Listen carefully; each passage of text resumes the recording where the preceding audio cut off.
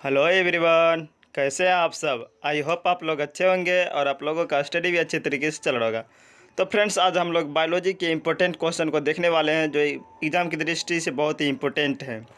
इससे पहले कि हम सेशन को स्टार्ट करें, अगर आप हमारे चैनल पर नए हैं तो चैनल को सब्सक्राइब कर लीजिए और जितने भी स्टूडेंट्स लाइव आए हैं प्लीज़ सेशन को शेयर कर दीजिए। चलिए करते हैं सेशन को स्टार्ट। तो आज का हमारा पहला क्वेश्चन है, आलू में मोजेक रोग का कारक है। सभी स्टूडेंट्स को राइट आंसर देना है। क्या कह रहा है कि आलू में मोजेक रोग का कारक तत्व है। विषाणु, जीवाणु, फफूंदी, शैवाल। क्या होगा राइट आंसर? ऑप्शन ए में है विषाणु, ऑप्शन बी में है जीवाणु, ऑप्शन सी में है फफूंदी, ऑप्शन डी में है शैवाल। सभी स्टूडेंट्स राइट आंसर दे इसका। आलू में मोजेक रोग का कौन सा कारण है? सभी स्टूडेंट्स राइट आंसर दें। जिस जिस स्टूडेंट्स ने ऑप्शन नंबर ए लगाए हैं देन आप लोगों का सही है। इसका जो राइट आंसर होगा ऑप्शन नंबर ए जो है आपका करेक्ट आंसर होगा, याद रखिएगा। चलिए बढ़ते हैं अगले प्रश्न की तरफ। अगला प्रश्न है हमारा कि शैवालों की कोशिका भित्ति किसकी बनी होती है। सभी स्टूडेंट को राइट आंसर देना है। क्या कह रहा है कि शैवालों की कोशिका भित्ति किसकी बनी होती है? काइटिन की बनी होती है, या सुवेरिन की बनी होती है, या सेल्यूलोज की बनी होती है, या क्यूटिन की बनी होती है। सभी स्टूडेंट्स को राइट आंसर देना है। शैवाल की कोशिका भित्ति किसकी बनी होती है? ऑप्शन ए में है काइटिन, ऑप्शन बी में है सुवेरिन, ऑप्शन सी में है सेल्यूलोज, ऑप्शन डी में है क्यूटिन। क्या होगा राइट आंसर? सभी स्टूडेंट्स को राइट आंसर देना है। इसका जो राइट आंसर होगा ऑप्शन नंबर सी जो आपका करेक्ट आंसर हो जाएगा, याद रखिएगा आप लोग ना। इसका जो राइट आंसर होगा ऑप्शन नंबर सी जो आपका करेक्ट आंसर हो जाएगा। शैवाल की कोशिका भित्ति किसकी बनी होती है? तो काइटिन की बनी होती है। यह प्रीवियस ईयर्स में पूछा गया क्वेश्चन है, तो याद रखिएगा। चलिए बढ़ते अगले प्रश्न की तरफ। देखिए अगला प्रश्न है, कैल्प किससे प्राप्त होता है? समुद्री शैवाल से, लाइकेन से, शैवालों से, जलीय शैवाल से। क्या होगा राइट आंसर? सभी स्टूडेंट्स राइट आंसर दें। आपको सभी ऑप्शन एक जैसा लग रहा होगा, लेकिन ऐसा नहीं है। इसका जो राइट आंसर होगा एक ही होगा। तो आपको राइट आंसर देना है। कैल्प प्राप्त होता है किससे? कैल्प प्राप्त होता है।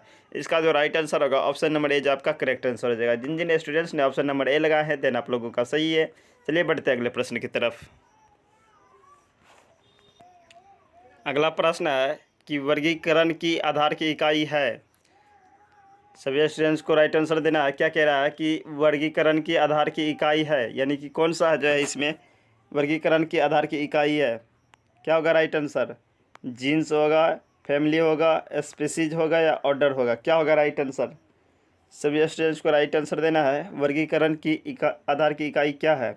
सबसे पहले बताना है वर्गीकरण का जनक किसे कहते हैं, यानी कि जीवों के वर्गीकरण का जनक किसे कहते हैं।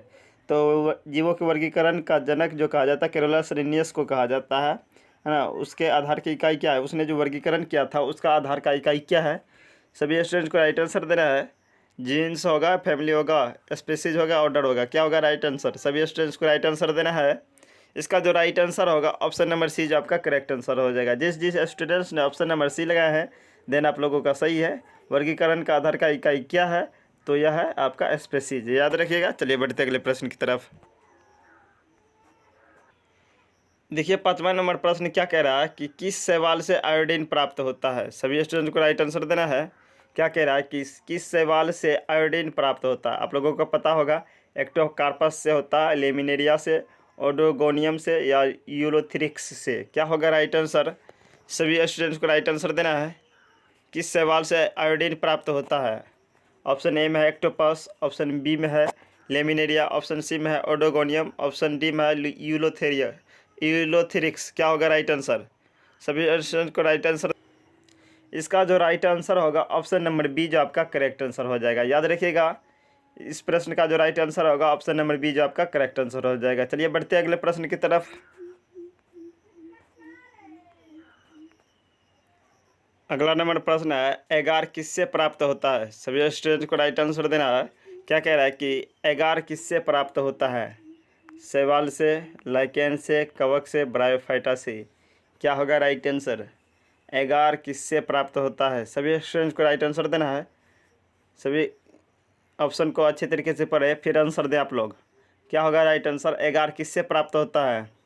शैवाल से होता है, लाइकेन से होता है, कवक से होता है, ब्रायोफाइटा से होता है। क्या होगा राइट आंसर? जिस जिस स्टूडेंट्स ने ऑप्शन नंबर ए लगाए हैं देन आप लोगों का सही है। यानी कि इसका जो राइट आंसर होगा ऑप्शन नंबर ए जो आपका करेक्ट आंसर हो जाएगा। एगार किससे प्राप्त होता है? तो शैवाल से प्राप्त होता है, याद रखिएगा। चलिए बढ़ते हैं अगले प्रश्न की तरफ। अगला प्रश्न हमारा, सल्वीकल्चर वनस्पति विज्ञान की शाखा है जिसमें वर्णन होता है। सभी स्टूडेंट्स को राइट आंसर देना। बहुत ही अच्छा क्वेश्चन है। तो क्या कह रहा है? सल्वीकल्चर वनस्पति विज्ञान की वह शाखा जिसमें वर्णन होता है, यानी किसमें, सल्वीकल्चर में किसका वर्णन होता है? शैवालों के संवर्धन का, वन विकास का, सल्फिफाइड पादपों का, या कब के संवर्धन का? क्या होगा राइट आंसर? सभी स्टूडेंट्स को राइट आंसर देना है और क्वेश्चन को अच्छे तरीके से पढ़े फिर आंसर दें आप लोग। क्या होगा राइट आंसर? सल्वीकल्चर जो है वनस्पति की वह शाखा है जिसमें क्या होता, जिसमें वर्णन होता है। किसका वर्णन होता है? शैवाल का होता है, यानी शैवाल के संवर्धन का, या वन के विकास का, या सल्फिफाइड पादप का, या कवक का? क्या होगा राइट आंसर? सभी स्टूडेंट्स को राइट आंसर देना है। सभी स्टूडेंट राइट आंसर दे इसका। क्या होगा राइट आंसर? इसका जो राइट आंसर होगा ऑप्शन नंबर बी जो है सब आपका करेक्ट आंसर होगा, याद रखिएगा। इसका जो राइट आंसर होगा ऑप्शन नंबर बी जो आपका करेक्ट आंसर होगा, याद रखिएगा। चलिए बढ़ते हैं अगले प्रश्न की तरफ। अगला प्रश्न है हमारा, समजात अंक के उदाहरण हैं। क्या होगा राइट आंसर? सभी स्टूडेंट्स को राइट आंसर करें। क्या होगा राइट आंसर? समजात अंग के उदाहरण हैं हमारा हाथ और कुत्ते की अग्रपाद, हमारे दांत तथा हाथी के दांत, आलू एवं घास ऊपरी भूस्तरीय, या ये सभी? क्या होगा राइट आंसर? सभी स्टूडेंट्स को राइट आंसर करना है। क्या कह रहा है? समजात अंग के उदाहरण हैं। ऑप्शन ए में हमारा हाथ तथा कुत्ते के अग्रपाद, हमारे दांत तथा हाथी के दांत, आलू एवं घास के ऊपरी भूस्तरीय, या इनमें सभी? क्या होगा राइट आंसर? सभी स्टूडेंट को राइट आंसर करना है। क्या होगा इसका राइट आंसर? समजात अंग का उदाहरण। इसका जो राइट आंसर होगा ऑप्शन नंबर ए जो है आपका करेक्ट आंसर हो जाएगा। हमारा हाथ और कुत्ते की अग्रपाद जो है राइट आंसर होगा। देखिए, समजात अंग कहते किसको हैं? सभी स्टूडेंट नोट करें कि समजात अंग किसे कहते हैं। देखिए, अगर कोई भी अंग है, अगर संरचना अलग अलग है, याद रखिएगा, अगर संरचना अलग अलग है, कार्य सेम है, तो उसे असमजात अंग कहते हैं। अगर संरचना अलग अलग है, कार्य अलग अलग, कार्य सेम है, तो उसको क्या कहते हैं? तो उसे असमजात अंग कहते हैं। अगर अंग समान है, याद रखिएगा, अगर अंग समान है और कार्य अलग अलग है तो उसे कहते हैं समजात अंग। अंग समान है लेकिन कार्य क्या है? अलग अलग है, तो उसे क्या कहते हैं? समजात अंग। जैसे कुत्ते की हाथ और हमारा हाथ ना, कुत्ते का अग्रपाद और हमारा हाथ, हम तो खाने में इस्तेमाल करते हैं, लेकिन कुत्ते लोग क्या करते हैं? दौड़ने में इस्तेमाल करते हैं। तो वही कहा जाता है कि समजात अंग का कौन सा उदाहरण होगा? ऑप्शन नंबर ए जो आपका करेक्ट आंसर हो जाएगा, याद रखिएगा। चलिए बढ़ते अगले प्रश्न की तरफ। अगला प्रश्न है हमारा, इनमें कौन सा कूट फल है? राइट आंसर देना है। इनमें कौन सा कूट फल है? आम होगा, नींबू होगा, धान होगा, सेब होगा? क्या होगा राइट आंसर? सभी स्टूडेंट्स को राइट आंसर देना है। इनमें कौन सा जो है फल कूट फल है? राइट आंसर देना है। आम होगा, सेब होगा, धान होगा, सेब होगा? क्या होगा राइट आंसर? इसका जो राइट आंसर होगा ऑप्शन नंबर डी जो आपका करेक्ट आंसर होगा, याद रखना आप लोगों को। इसका जो राइट आंसर होगा ऑप्शन नंबर डी जो आपका करेक्ट आंसर होगा, याद रखिएगा। सभी को याद रखना है। इसका जो राइट आंसर होगा ऑप्शन नंबर डी जो है आपका करेक्ट आंसर हो जाएगा, याद रखना है। चलिए बढ़ते हैं अगले प्रश्न की तरफ। अगला प्रश्न है हमारा, निम्नांकित में किसे पौधे से प्रजातियों के बीज एवं औषधजनन द्वारा होता है? सभी स्टूडेंट्स को राइट आंसर देना है। क्या कह रहा है कि निम्न में किस पौधे का प्रजातियों में बीज का उत्पादन और संजनन द्वारा होता है? ऑप्शन ए में है ऑस्ट्रेसिया एवं घास, ऑप्शन बी में है सरसों, ऑप्शन सी में है साइट्रस एवं आम, ऑप्शन डी में है इनमें से कोई नहीं। क्या होगा राइट आंसर? सबसे पहले तो क्वेश्चन को अच्छी तरीके से समझ लें फिर आंसर दें। क्वेश्चन हमारा क्या कह रहा है? तो निम्नांकित में किस पौधे की प्रजातियां जो है, निम्नांकित में किस पौधे की प्रजातियों में बीज का उत्पादन और संजनन द्वारा होता है? तो इसका ऑप्शन नंबर को देख लेते हैं। ऑप्शन ए में है ऑस्ट्रेसिया एवं घास, ऑप्शन बी में सरसों, ऑप्शन सी में साइट्रस एवं आम, ऑप्शन डी में इनमें से कहीं नहीं। क्या होगा राइट आंसर? सभी स्टूडेंट्स को राइट आंसर देना है। हाँ, तो जिस जिस स्टूडेंट्स ने ऑप्शन नंबर ए लगाए हैं देन आप लोगों का सही है। इसका जो राइट आंसर होगा ऑप्शन नंबर ए जो है आपका करेक्ट आंसर होगा, याद रखिएगा। चलिए बढ़ते अगले प्रश्न की तरफ।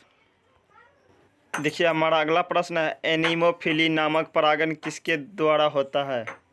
क्या होगा राइट आंसर? सभी स्टूडेंट्स को राइट आंसर देना है कि एनीमोफिली नामक परागण किसके द्वारा होता है। परागण के बारे में आप लोगों को पता होगा तो राइट आंसर देने की कोशिश करें इसका।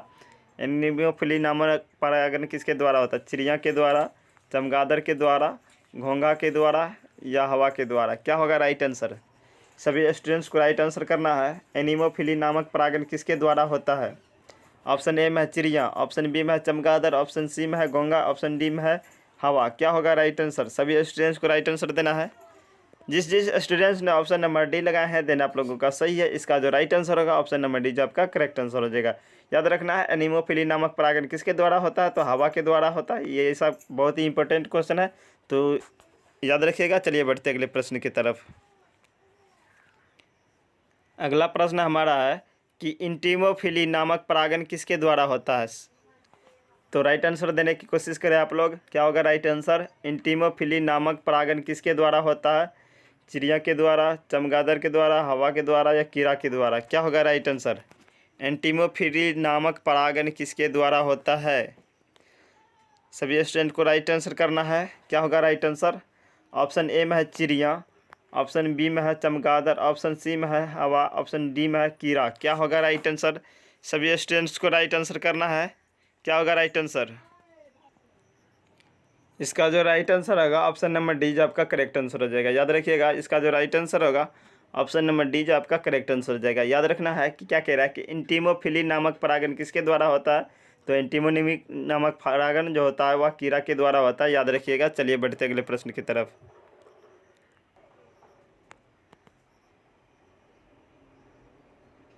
अगला प्रश्न है, कमल में परागण होता है किसके द्वारा होता है? राइट आंसर देना है आप लोगों को। कमल में परागण किसके द्वारा होता है?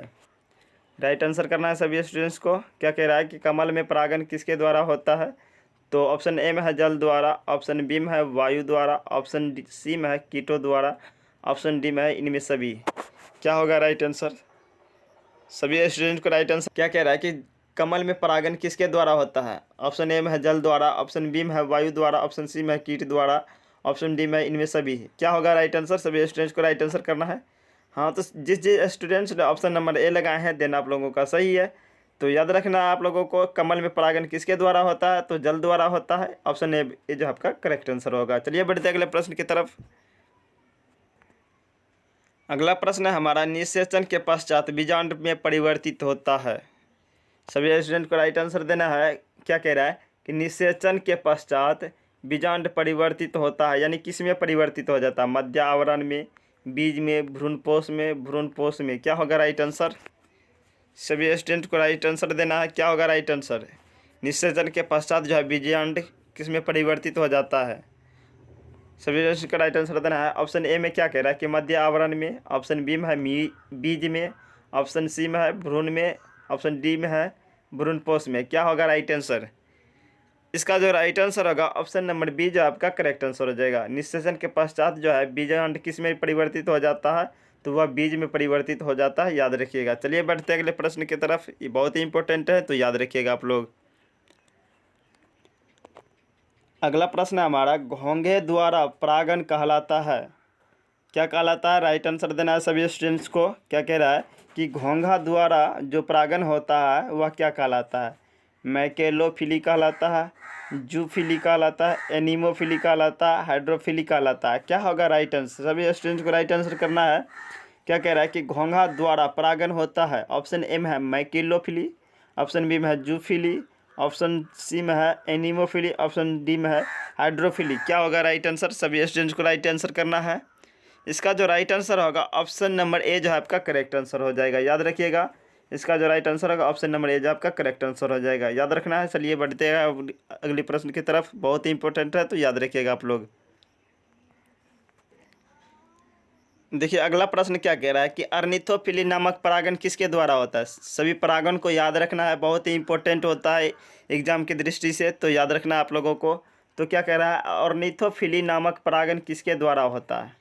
मनुष्यों में, पवन में, पक्षियों में, कीटों में, यानी कीटों द्वारा। राइट आंसर देना है, किसके द्वारा होता है? ऑर्निथोफिली नामक परागण किसके द्वारा होता है? क्या कह रहा है क्वेश्चन कि ऑर्निथोफिली नामक परागण किसके द्वारा होता है? मनुष्यों में, सॉरी फ्रेंड्स,